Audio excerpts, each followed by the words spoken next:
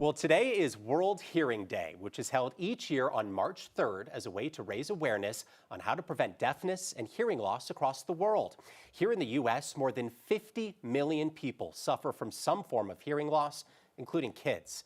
Joining me now to share more about this growing concern, as well as some things to be aware of, is certified PA Elizabeth Burcham. Elizabeth, thanks for being here today. Thank you for having me. We were just talking about how this is something a lot of folks maybe don't think enough about. Yep. Why don't we start right there? Is this something that only happens with age, or can hearing loss happen, across all ages? Yeah, that's a great question. So it is not just age related. Hearing loss is basically cumulative noise exposure over time. And we live in one of the noisiest generations ever.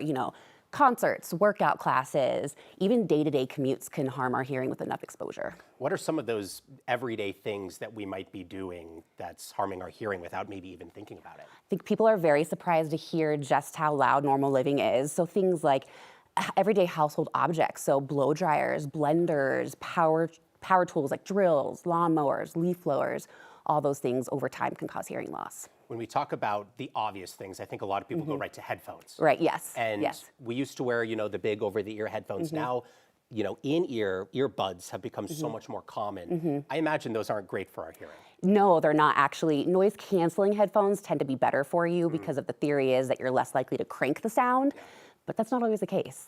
And so are those things we should be thinking about when we choose products like that? Absolutely. And I think the golden rule is, I tell people the 60-60 rule. You should try to not listen to your headphones at more than 60% capacity for more than 60 minutes more than 60 consecutive minutes. With those in mind, how loud is too loud? And how do I know that the music I'm listening to is too loud? Yeah. Because I think we probably get used to a certain volume and just go with that, right? Absolutely. What's nice is this day and age, most of our smart devices actually have built-in sound monitoring devices, and they're exceptionally accurate. So I say just as long as you listen to those, and when they alert you, you turn your volume down, I think you'll be good to go. I think we've all been to a concert where afterwards Yes. we hear that ringing in our ears. Yes. And I guess that's something probably most people can relate to. Is that a sign that something may be wrong? Yeah, it can be. Sudden ringing, or tinnitus, as the medical term is, after loud noise exposure, is your auditory system telling you that it's been harmed or injured or stressed out. And repeated injury or stress can lead to permanent ringing in the ears or hearing loss. I'm curious, do you walk around every day and kind of see people doing things where you want to run up and stop them? No, I try to mind my own business. That's good.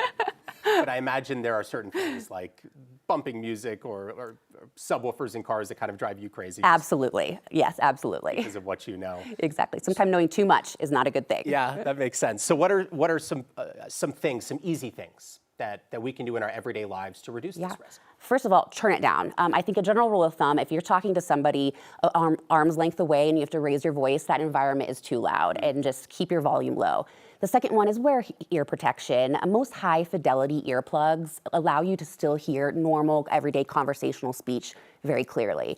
And the third one is allow your ears time to rest after loud noise exposure. Makes sense. Terrific advice on this World Hearing Day. Elizabeth, thank you so much for joining us. Thank you for having me. We appreciate it. We'll see you soon.